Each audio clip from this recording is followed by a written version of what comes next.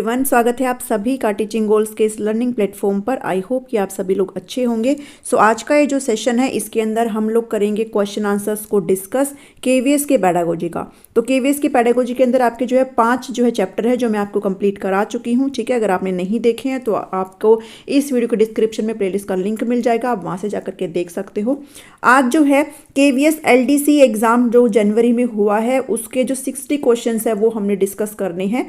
जो एचएम का एग्जाम हुआ है हेडमास्टर का पीआरटी लेवल का, ठीक है, तो इनमें से हम लोग क्वेश्चंस को देखेंगे अच्छे से।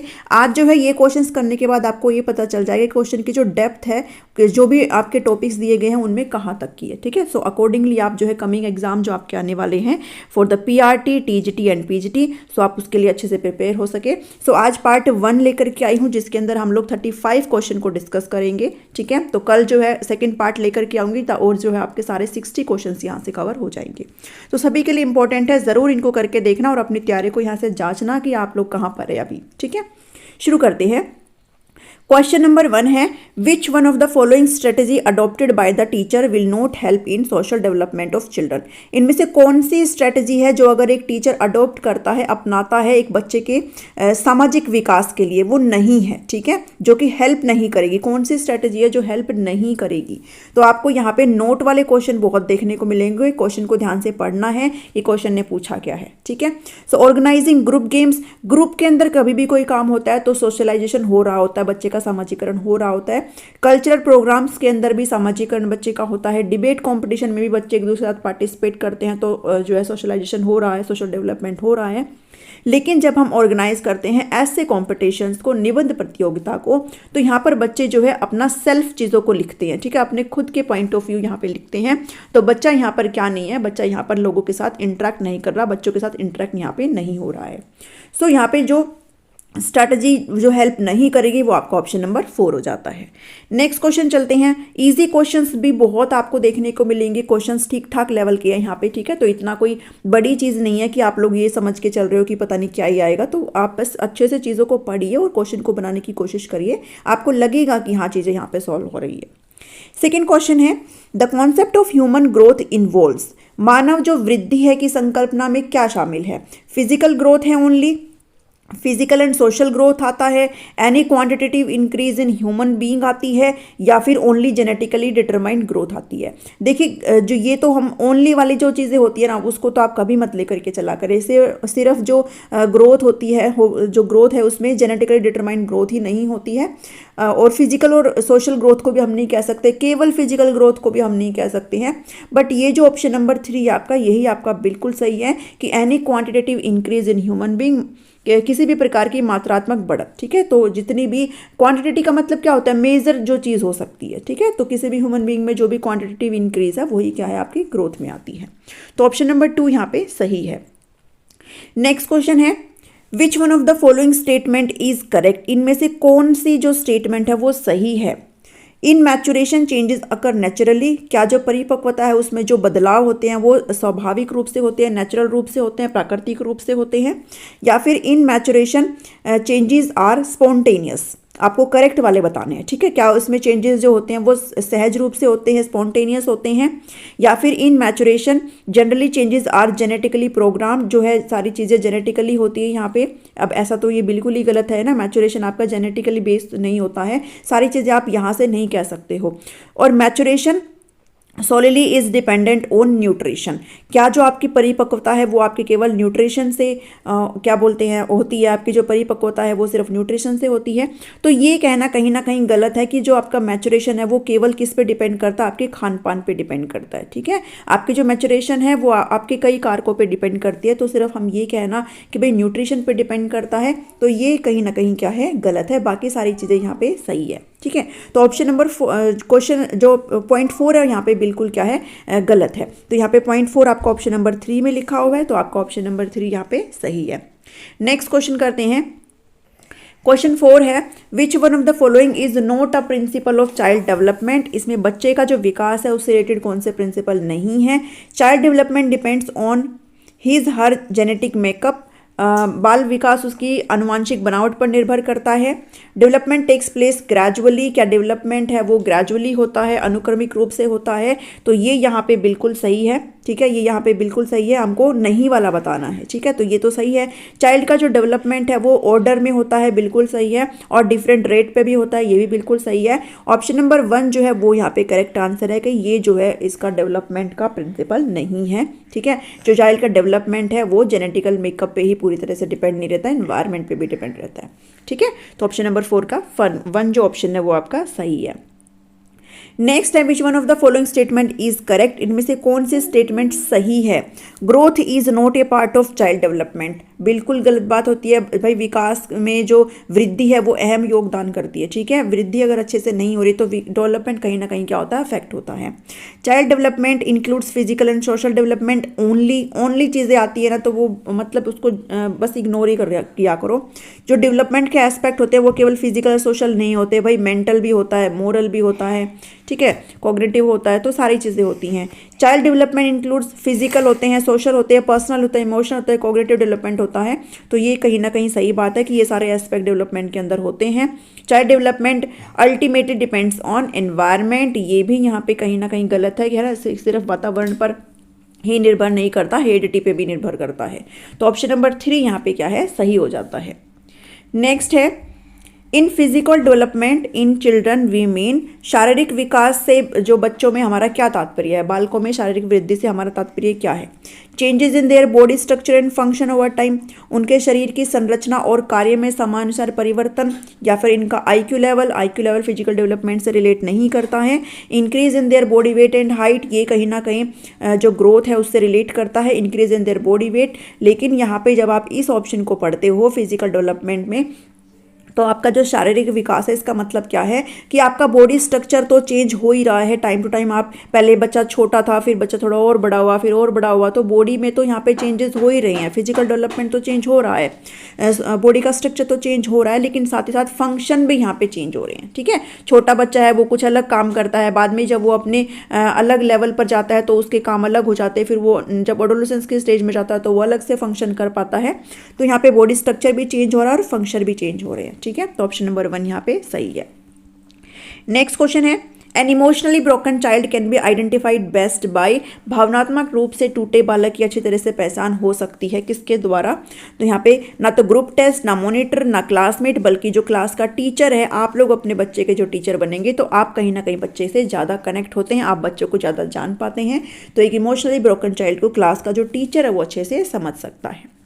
नेक्स्ट क्वेश्चन है question number 8, which one of the following is not a developmental task for a primary school student, इनमें से कौन सा है जो कि प्राथमिक स्कूल के छात्र हेतु निम्न में से कौन सा एक विकासात्मक कार्य नहीं है। मैंने आपको ये सारी चीज़ें करवा रखी हैं, ठीक है, तो उनको जाकर के देखना अगर नहीं देखी हो तो। Learning to walk, learning sex differences, या फिर learning to take solid food, या फिर learning to be emotionally stable. तो इसमें से नोट पूछा है तो ये सारी चीज़ें यहाँ पे इंक्लूड होती है। और जो learning to be emotionally stable है, भावनात्मक रूप से स्थिर होना सीखना, ये कहीं ना ये जो है प्राइमरी स्कूल के बच्चों का डेवलपमेंटल टास्क नहीं होता है। ठीक है, तो ये सारी चीज़ें हैं। नेक्स्ट है which one of the following is not a developmental challenge, यहाँ पे जो है विकासात्मक चुनौती नहीं है। ठीक है, नोट के क्वेश्चंस काफ़ी यहाँ पे देखने को मिले, मोस्टली नोट के ही क्वेश्चन हैं। तो यहाँ पे ये चीज़ ध्यान रखना, हमें नोट बताना है जो नहीं है। ठीक है, विकासात्मक चुनौती नहीं है। कंडक्ट डिसऑर्डर है, ऑटिज्म है, concept of a good life है, या फिर ADHD है। तो देखिए जब प्राइमरी स्कूल के जो बच्चे होते हैं वो काफ़ी चीज़ें फेस करते हैं, यहाँ पे वो CD फेस करते हैं, ऑटिज्म भी फेस करते हैं, ADHD फेस करते हैं, लेकिन जो नहीं फेस करते वो क्या है, कॉन्सेप्ट ऑफ गुड लाइफ। ठीक है, तो ऑप्शन नंबर 3 यहाँ पे सही है, जो कि एक विकासात्मक चुनौती नहीं है प्राथमिक स्कूल के बालकों के लिए। नेक्स्ट क्वेश्चन है question number 10, in case of a few primary school children with learning disabilities, few primary school children with learning disabilities, what best action a teacher can take place। यानी कि एक teacher जो है, जो भी बच्चे हैं प्राइमरी स्कूल के अंदर उनको लर्निंग की डिसेबिलिटीज़ है, ठीक है, पढ़ने में उनको कठिनाइयाँ, उनके लिए टीचर क्या कर सकता है। तो यहाँ पे रिपोर्ट कर सकता है, डिस्कस करता है स्टाफ मीटिंग में, ये बिल्कुल गलत बात है। डिस्कस कर सकता है इशू को in a meeting of parents of concern children, ये भी गलत बात है। Try to solve the problem on the basis of training receive during his, ये देखिए ये वाला ऑप्शन है ना। अगर आप इस क्वेश्चन को कुछ ना पढ़ते हुए अगर आप इस क्वेश्चन को अच्छे से रीड करते ना तो भी आप इसका ऑप्शन जो है ऑप्शन नंबर 3 आराम से निकाल सकते हैं। भाई जो टीचर है उसके ट्रेनिंग के दौरान जो उसको प्रशिक्षण दिया गया है उस बेस पे वो जो समस्या का समाधान यहाँ पे करने की कोशिश करेगा, ठीक है। और साइकोलॉजी एक्सपर्ट के साथ भी हम लोग इशू को सॉल्व नहीं कर सकते हैं। तो ऑप्शन नंबर 3 यहाँ पे क्या हो जाता है, सही हो जाता है। बहुत से क्वेश्चन ऐसे मैंने देखे हैं जो बहुत बहुत ईजी है, ठीक है। चाइल्ड्स का सोशलाइजेशन फर्स्ट बिगिनस विद, ये क्वेश्चन मैंने आपको पहले की जो क्लासेज है, पहले की जो सेशन है प्रैक्टिस की, उनमें भी कराया है। बच्चे का सबसे पहले सामाजिकरण कहाँ होता है, उसकी फैमिली में होता है, उसके पेरेंट्स के द्वारा होता है, ठीक है। तो हीज और हर पेरेंट्स जो है उसके प्राइमरी सोशलाइजेशन का पार्ट होते हैं। सबसे पहले जो समाजीकरण है वो माता पिता से ही होता है, ठीक है। प्लेमेट्स बाद में आते हैं, फर्स्ट डे स्कूल बाद में आता है, इंटरेक्शन विद नेबर बाद में होता है, सबसे पहले माता पिता आते हैं। तो 11th का 4th यहाँ पे सही है। नेक्स्ट है how are teacher can maximise home school continuity, ये वाला टॉपिक मैंने आपको करवाया हुआ है कि घर और विद्यालय में निरंतरता हम कैसे कंटिन्यू यहाँ पे कर सकते हैं। सो यहाँ पे रेगुलर पीटीए मीटिंग कर सकते हो, या फिर ascertaining interaction of maximum parents with school children, माता पिता के साथ हम लोग इंट्रैक्शन कर सकते हैं, या फिर विजिट करेंगे, विजिट नहीं करेंगे, नॉमिनेट भी नहीं करेंगे, ना ही रेगुलर पीटीए मीटिंग करेंगे, बल्कि हम लोग ऑप्शन नंबर 2 के साथ यहाँ पे जा सकते हैं कि हम लोग क्या करेंगे, अधिकतम अभिभावकों के साथ स्कूली बच्चों अंतर क्रिया सुनिश्चित करेंगे, ठीक है। तो ऑप्शन नंबर 2 यहाँ पे सही है। नेक्स्ट है 13 for proper development of A class 6 handicapped child who can help maximum. तो इसमें जो है कौन एक 6th क्लास का बच्चा है जो कि विकलांग है, दिव्यांग है, ठीक है, हैंडीकैप है, तो उनको हम कैसे, कौन उनको सबसे ज़्यादा हेल्प कर सकता है। पेरेंट्स कर सकते हैं, टीचर कर सकते हैं, हेडमास्टर कर सकते हैं, फिर क्लासमेट कर सकते हैं।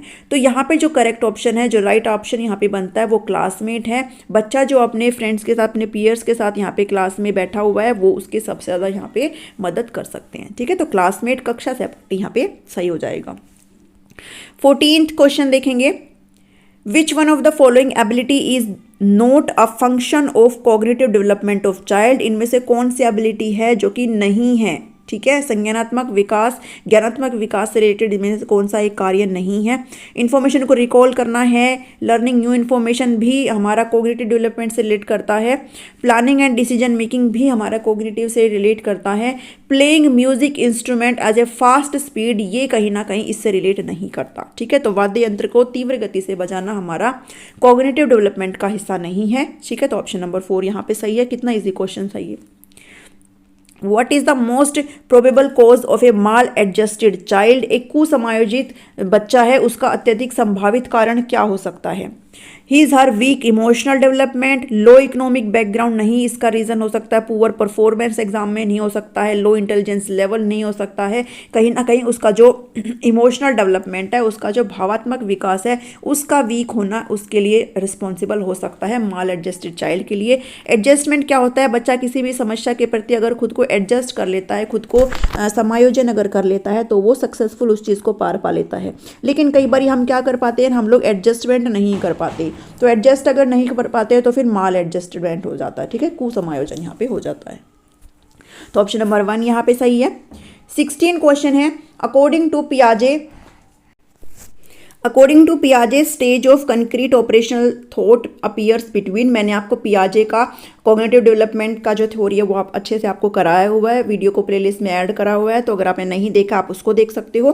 तो यहाँ पे चीज़ें बहुत इजी पूछी गई है कि कंक्रीट ऑपरेशनल जो थॉट है वो कब आना शुरू हो जाते हैं। तो आपको पता होना चाहिए भी जो सेंसरी स्टेज है वो कब से 0 से 2 वर्ष की होती है, प्री ऑपरेशनल स्टेज है वो आपकी 2 से 7 वर्ष की होती है, और कंक्रीट जो ऑपरेशनल स्टेज है वो आपकी 7 से 11 वर्ष की होती है, ठीक है। तो यहाँ पे ऑप्शन नंबर 2 यहाँ पे सही हो जाएगा। और उसके बाद फॉर्मल ऑपरेशनल स्टेज आती है, ठीक है।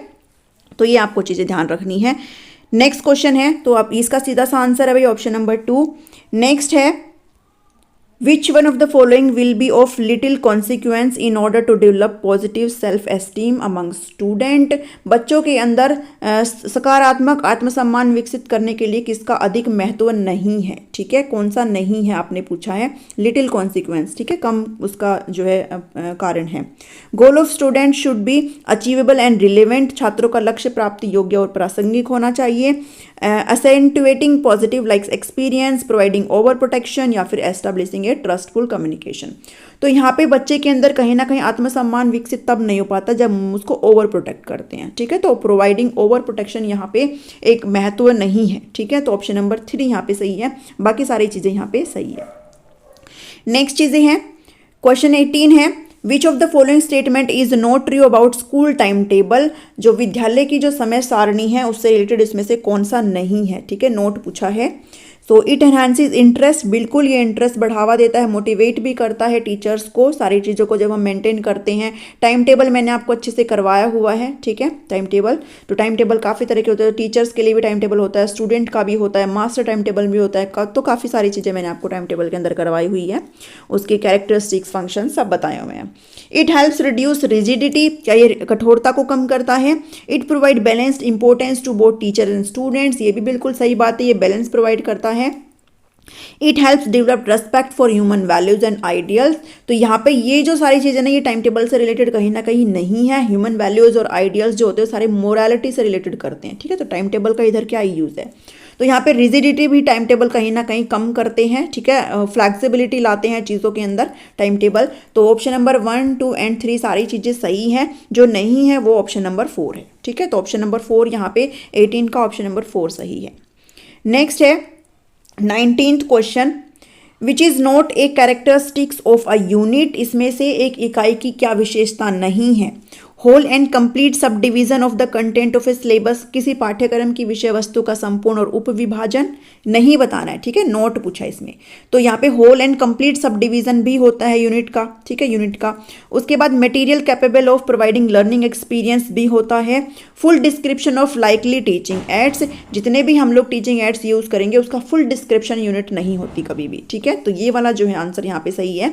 Interlinkage among content with common principle, ये बातें भी ठीक है, लेकिन जो ऑप्शन नंबर 3 है वो कहीं ना कहीं इसकी विशेषता नहीं है। संभावित शिक्षण सामग्री का पूरा वर्णन यहाँ पे नहीं है, ठीक है। तो ऑप्शन नंबर 3 यहाँ पे करेक्ट है, जो कि नहीं है विशेषता। 20 है, a teacher gives several example and then derives the rule for explaining a concept. So ये बहुत ईजी चीज़ें हैं सारी। सबसे पहले जब हम एग्जाम्पल देते हैं और बाद में हम क्या बताते हैं, रूल बताते हैं, तो वो किसका मेथड, कौन सी वो अप्रोच होती है, वो इंडक्टिव अप्रोच होती है, ठीक है, कौन सी, आगमनात्मक उपागम होता है। डिडक्टिव के अंदर सबसे पहले हम रूल बता देते हैं एंड देन बाद में एग्जाम्पल बताते हैं, ठीक है, तो डिडक्टिव हो गया। ह्यूरिस्टिक में हम लोग प्रॉब्लम सॉल्विंग करते हैं और इन्वेस्टिगेटरी अप्रोच में हम लोग खुद से इन्वेस्टिगेशन करते हैं। तो ये सारी चीज़ें आपको यहाँ पे ध्यान रखनी है। नेक्स्ट, तो इसके अंदर जो ऑप्शन नंबर 2 है वो आपका सही है, इंडक्टिव अप्रोच। नेक्स्ट क्वेश्चन है, a teacher must have mastery over his her subject, एक अध्यापक का अपने सब्जेक्ट के ऊपर मास्टरी होना चाहिए ताकि मोटिवेट कर सके स्टूडेंट्स को, नहीं सिर्फ मोटिवेशन के लिए नहीं, टीचिंग को बहुत ज़्यादा इफेक्टिव बनाने के लिए। आपकी जो शिक्षण है, जो अध्यापक है, जो भी अगर आप लोग अध्यापक बनेंगे तो आपका अपने सब्जेक्ट के ऊपर मास्टरी कहीं ना कहीं आपकी जो भी टीचिंग स्किल्स है, टीचिंग को और भी अच्छे तरीके से मजबूत करने के लिए आप लोग यूज़ करेंगे।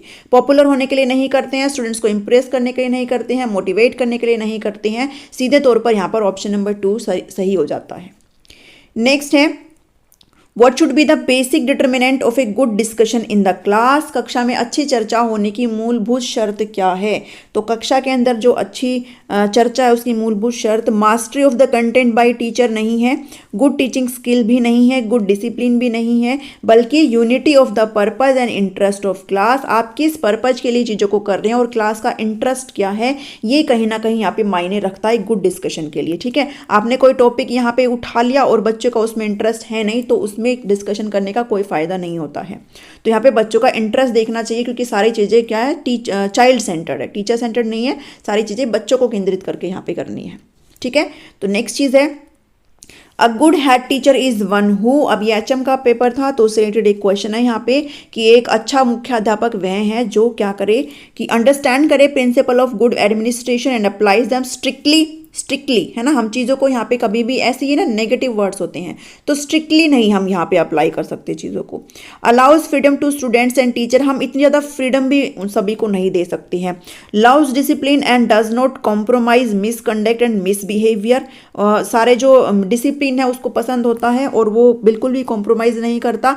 या फिर flexibility in approach and works cooperatively with human touch, flexibility ये जो शब्द है ये कहीं ना कहीं एक पॉजिटिव शब्द होता है, लचीलेपन का प्रयोग होता है, ठीक है, उस सारी चीज़ों में। यहाँ पे जो हेडमास्टर है वो सभी के साथ कोऑपरेट करते हुए चलता है, फ्लेक्सिबिलिटी होती है सारी चीज़ों में, स्ट्रिक्टनेस नहीं होती, ठीक है। तो एक गुड हेडमास्टर की, एक गुड टीचर की ये सारी क्या होती है, विशेषताएं होती हैं। तो ऑप्शन नंबर 4 सही है। नेक्स्ट है 24, What is not a characteristics of a course delivery in teacher centered approach? अध्यापक केंद्रित उपागम में कोर्स को पढ़ाने की एक विशेषता नहीं है, ठीक है, इसके अंदर टीचर सेंटर्ड अप्रोच है। Lecture method, active learning, no unit planning and no unit test, assignment, examination, सारी चीज़ें इसमें क्या हो रही है, टीचर सेंटर्ड हो रही है। तो अगर टीचर ही सेंटर्ड में है, टीचर ने ही एनवायरनमेंट को बिल्कुल कंट्रोल कर रखा है, तो बच्चे यहाँ पे एक्टिव होकर के रहेंगे ही नहीं, बच्चे यहाँ पर एकदम ही डम होकर बैठ जाएंगे, बस सुनते रहेंगे।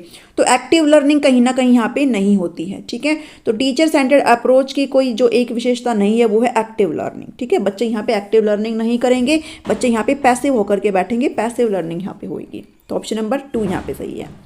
नेक्स्ट है 25 question. The main characteristics of learning centred approach is, अधिगम केंद्रित उपागम की मुख्य विशेषता क्या है इसमें से?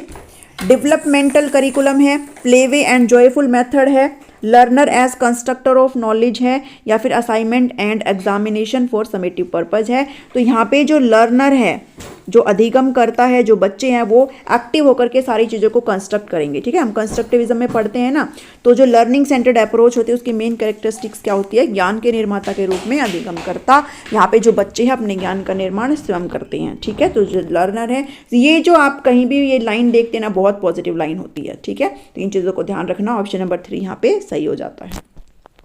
नेक्स्ट है 26 question, which is not a feature of group learning. समूह अधिगम की इसमें से क्या विशेषता नहीं है, ठीक है, नहीं पूछा है, कौन सी नहीं है? Participation increase commitment of a student to the activity, सहभागिता छात्रों में क्रिया के प्रति प्रतिबद्धता में वृद्धि करती है। पार्टिसिपेशन, देखिए पार्टिसिपेशन जब होता है तो यहाँ पे स्टूडेंट्स की एक्टिविटीज तो होती है, ठीक है। Absence of systematic approach to work, अब यहाँ पे जो भी चीज़ें हैं यहाँ पे सिस्टमैटिक तरीके से नहीं होती है। वैरायटी ऑफ आइडियाज़ भी होते हैं जब ग्रुप में सारी चीज़ें होती हैं। एक्सपीरियंस का वाइड रेंज भी होता है, जो चीज़ें नहीं है, जो इसकी विशेषता नहीं है, वो कहीं ना कहीं कार्य के प्रति व्यवस्थित उपागम नहीं होता है, चीज़ें यहाँ पे सिस्टमैटिक तरीके से नहीं होती है। तो ऑप्शन नंबर 2 यहाँ पे सही है। नेक्स्ट है 27 question, which of the following tools is not useful for qualitative analysis of data. निम्नलिखित में से कौन सा उपकरण डाटा के गुणात्मक विश्लेषण के लिए उपयोगी नहीं है? तो इंटरव्यू है, फोकस ग्रुप डिस्कशन है, ऑडियो वीडियो रिकॉर्डिंग है, या फिर सर्वे है। सर्वे के अंदर हम क्या करते हैं भाई, सर्वे के अंदर जो डाटा होता है वो एक्चुअल डाटा नहीं आता कहीं ना कहीं, है ना, थोड़ा बहुत इधर उधर हो जाता है, तो एक्चुअल डाटा निकल के कहीं ना कहीं नहीं आता, तो ये जो है यूजफुल नहीं होता, ठीक है। तो हम ऑप्शन नंबर 4 को यहाँ पे करेक्ट रख सकते हैं कि ये जो है यूजफुल नहीं है for qualitative analysis of data, बाकी सभी चीज़ें क्या है, सही है। नेक्स्ट क्वेश्चन है, which of the following is not a step of case study. इसमें से केस स्टडी का कौन सा स्टेप नहीं है? डायरेक्ट ऑब्जर्वेशन जब हम करते हैं तो कहीं ना कहीं केस स्टडी का हिस्सा होता है, ठीक है, केस अध्ययन का हिस्सा होता है। वेरिफिकेशन ऑफ एंटीसीडेंट्स, एनेक्डोटल वगैरह आप सभी चीज़ों ने पढ़ा होगा ना, तो ये भी कहीं ना कहीं इसका हिस्सा है, फॉलो अप भी है। जो नहीं है वो है रिव्यू ऑफ लिटरेचर, ठीक है। तो ऑप्शन नंबर 2 यहाँ पे सही है, जो कि इसका स्टेप नहीं है, साहित्य की समीक्षा। नेक्स्ट क्वेश्चन है, विच is not a characteristics of assessment for learning. Assessment for learning मतलब यहाँ पे फॉर्मेटिव असेसमेंट की बात हो रही है, ठीक है, असेसमेंट फॉर लर्निंग है। यहाँ पे जो है फर्स्ट ऑप्शन है provision for effective feedback. Assessment for learning यानी कि फॉर्मेटिव असेसमेंट के अंदर हम लोग फीडबैक बिल्कुल प्रोवाइड करते हैं, तो ये तो बिल्कुल सही है, हमें तो नोट पूछा है। उसके बाद है recognition that it enhances motivation, इससे मोटिवेशन भी मिलता है क्योंकि हम लोग अपनी चीज़ों को रिफ्लेक्ट कर पाते हैं और चीज़ों को सुधार पाते हैं। इवैल्यूएटिव नेचर नहीं होता है, ठीक है, इवैल्यूएटिव नेचर नहीं होता है, तो यहाँ पे ऑप्शन नंबर 3 सही हो जाता है कि ये कैरेक्टरिस्टिक्स नहीं है। मूल्यांकन प्रकृति नहीं होती है, बल्कि हम इसमें सारी चीज़ों को रिफ्लेक्ट कर सकते हैं, एक तरीके से फीडबैक के लिए सारी चीज़ें होती है। Assessment for learning during teaching learning ये सारी प्रोसेस होती है, ठीक है। एक्टिव इन्वॉल्वमेंट ऑफ स्टूडेंट भी होता है इन देयर ओन लर्निंग, तो यहाँ पे ऑप्शन नंबर 1, 2 एंड 4 सही है, बट जो नहीं है वो आपका ऑप्शन नंबर 3 है। तो correct option is option number 3। 30 question है, which of the following could be used to reduce achievement difference among students. छात्रों के बीच उपलब्धि अंतर को कम करने के लिए किसका प्रयोग यहाँ पे किया जा सकता है? तो एनहांसिंग स्टूडेंट इन्वॉल्वमेंट को अगर हम स्कूल में बढ़ा दें तो, हाई एक्सपेक्टेशन को अगर हम कर दें तो, लिमिटिंग स्टूडेंट्स ऑटोनॉमी को अगर कर दें तो, या फिर using variety of teaching aids to make teaching interesting. देखिए यहाँ पे ऑप्शन नंबर 4 को आप पढ़ते ही इसको टिक कर सकते हैं कि हम जितने भी टीचिंग एड्स का यूज़ कर रहे हैं उसमें वैरायटी हो, है ना। मैं एक टीचिंग एड से हम स्टिक ना कर जाए, बल्कि बच्चों को एंटरटेन करते हुए, बच्चों को फन तरीके से चीज़ों को सिखाते हुए हम variety of teaching ads use कर सके, ताकि जो टीचिंग है वो इंटरेस्टिंग हो सके और बच्चे भी यहाँ पे फोकस्ड हो सके, ठीक है, और इंटरेस्ट दिखाएं अपना। तो हम रिड्यूस कर सकते हैं अचीवमेंट डिफरेंसेस को वैरायटी ऑफ टीचिंग एड्स को यूज़ करके। तो ऑप्शन नंबर 4 यहाँ पे सही है। एन अनहैप्पी इंसिडेंट, एंड नहीं है, ये एन है। An unhappy incident occurred in a class, the teacher should find solution by। अब एक ऐसा इंसिडेंट क्लास में हुआ है कि भाई जो सही नहीं है, ठीक है, अनहैप्पी है, तो टीचर को क्या करना चाहिए? डिस्कस करना चाहिए मैटर को फैमिली में, या फिर डिस्कस करना चाहिए कलीग के साथ, डिस्कस करना चाहिए प्रिंसिपल के साथ, या फिर क्लास में ही उस चीज़ को डिस्कस कर लेना चाहिए है। तो अगर आप एक गुड टीचर हो तो आप ना तो फैमिली के साथ डिस्कस करेंगे, ना कलीग के साथ, ना प्रिंसिपल के साथ, बल्कि हम क्लास में ही उस विषय पर क्या करेंगे? चर्चा करेंगे, ठीक है। तो ऑप्शन नंबर 4 यहाँ पे सही है। नेक्स्ट क्वेश्चन है 32, in transdisciplinary type of integration the role of teacher happens. अब यहाँ पे ट्रांस डिसिप्लिनरी का मतलब क्या होता है? मतलब ये होता है कि डिफरेंट डिफरेंट डिसिप्लिन में ना हम सारी चीज़ों को ज्वाइंटली चीज़ें करते हैं, ठीक है, और ज्वाइंट जब सारी चीज़ें होती हैं तो वहाँ पे नॉलेज कहीं ना कहीं कनेक्ट हो पाती है, जुड़ पाती है, ठीक है, नए नए आइडियाज़ यहाँ पे हो पाते हैं। तो टीचर का रोल यहाँ पे क्या होता है? अब टीचर का रोल यहाँ पे ना तो स्पेशलिस्ट का होता है, ना जर्नलिस्ट का होता है, ना फैसिलिटेटर का होता है, बल्कि यहाँ पे टीचर का रोल एक सह अधिगमकर्ता का होता है, ठीक है। तो ऑप्शन नंबर 2 यहाँ पे सही है, ध्यान रखेंगे आप सभी। नेक्स्ट है which one may not be considered as a benefit of collaborative learning. तो निम्नलिखित में से क्या ये आई थिंक गलत लिखा हुआ है, सहभागितात्मक अधिगम का एक लाभ नहीं है, ठीक है, नोट पूछा है इसमें से। तो ग्रुप ओरिएंटेड रिवार्ड सिस्टम है इसमें से, या फिर more opportunities for personal feedback है। देखिए जब कोलैबोरेटिव लर्निंग क्या होता है, जब ग्रुप में सारी चीज़ें होती है ना, बच्चे आपस में ग्रुप बना करके अगर चीज़ें करें, कोलैबोरेट होकर के चीज़ें कर रहे हैं, तो चीज़ें कहीं ना कहीं इफेक्टिव होती है। तो यहाँ पे मोर अपॉर्चुनिटीज़ फॉर पर्सनल फीडबैक होती है, सभी लोगों का फीडबैक यहाँ पे मिलता है, सो अपॉर्चुनिटीज़ होती है। इंडिविजुअल डिफरेंस का भी एक्नॉलेजमेंट होता है, ऑनरशिप भी एनहांस होती है। तो इसका जो नहीं बेनिफिट है वो है ग्रुप ओरिएंटेड रिवार्ड सिस्टम, ठीक है, समूह उन्मुखी पुरस्कार प्रणाली। तो ऑप्शन नंबर 1 यहाँ पे क्या है? अकॉर्डिंग टू क्वेश्चन सही है, ठीक है। तो 33 का option number 1 is right. A text book is not much useful in, एक पाठ्य पुस्तक इसमें एक अधिक उपयोगी नहीं होती है। मेंटेनिंग द लॉजिकल सीक्वेंस, अब यहाँ पे जो टेक्स्ट बुक होती है वो सीक्वेंस में होती है, लॉजिकल सीक्वेंस में होती है। जो चीज़ें पहले पढ़ाई है वो कहीं ना कहीं बाद में यूज जो है आती है, काम में आती है, ठीक है, तो सीक्वेंस में सारी चीज़ें चलती हैं। Mastering of the content matter, आप लोग किसी भी एक बुक को पढ़ के मास्टरी हासिल नहीं कर सकते हो, ठीक है। तो आपने ऐसा नहीं है कि भाई आपने पेडागोजी की कोई एक बुक खरीद ली और आपने उसको पढ़ लिया और आप उसके मास्टर बन गए, ऐसा नहीं होता है, ठीक है। तो ये जो मास्टरी है वो कभी भी बुक से, एक ही बुक से पढ़ कर नहीं होती। तो टेक्स्ट बुक जो है आपको चीज़ों को सीक्वेंस में बता सकती है, लॉजिकली चीज़ों को आपके सामने रख सकती है, बट आप मास्टरी इसमें हासिल नहीं कर सकते हो। तो ऑप्शन नंबर 2 यहाँ पे क्या है? सही है, ठीक है, ऑप्शन नंबर 2 यहाँ पे सही है कि ये जो है इसमें यूजफुल नहीं है। नेक्स्ट है क्वेश्चन नंबर 5 एंड आज का ये जो लास्ट क्वेश्चन रहेगा, उसके बाद 36 क्वेश्चन से 60 क्वेश्चन मैं आपके सामने जल्दी ही कल लेकर के आऊँगी, ठीक है। तो सारे 60 क्वेश्चन आप लोग कवर कर लेंगे। मुझे कमेंट करके बताना कि भी आपको कितना आता था और आपका जो है सारी चीज़ें कितनी डेप्थ तक यहाँ पे पूछी गई है, ठीक है, आपको कैसा लगे है क्वेश्चन। ये क्वेश्चन KVS ने पूछे हैं, ठीक है, तो आपके भी अकॉर्डिंगली ही पूछे जाएंगे। So broader classification of ICT tools does not include, इसमें से ICT उपकरण की व्यापक वर्गीकरण में क्या शामिल नहीं है? Constructive tools, communicative tools, informative tools या फिर प्लानिंग टूल्स। तो यहाँ पे जो प्लानिंग टूल्स है वो यहाँ पे इसके क्लासिफिकेशन में शामिल नहीं है, क्योंकि हम जब टूल्स को करते हैं तो ऑलरेडी हम प्लान ही करके चलते हैं, ठीक है। तो यहाँ पे ये जो प्लानिंग टूल्स है, योजना उपकरण है, वो यहाँ पे क्या हो जाता है, इस क्वेश्चन के अकॉर्डिंग सही यहाँ पे ऑप्शन हो जाता है, ठीक है। तो आई होप आपको सारी चीज़ें यहाँ पे क्लियर हो गई होंगी।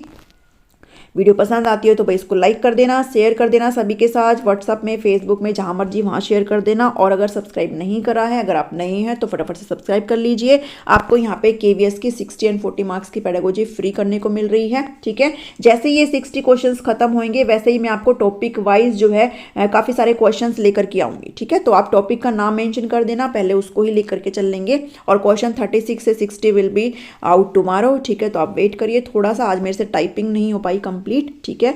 सो आज मैं आपके सामने 35 क्वेश्चन ही रख रही हूँ, कल जो है 36 से 60 क्वेश्चन आपके सामने आ जाएंगे, ठीक है। तो वीडियो पसंद आती है तो भाई लाइक कर दो। Thank you, thanks for watching me.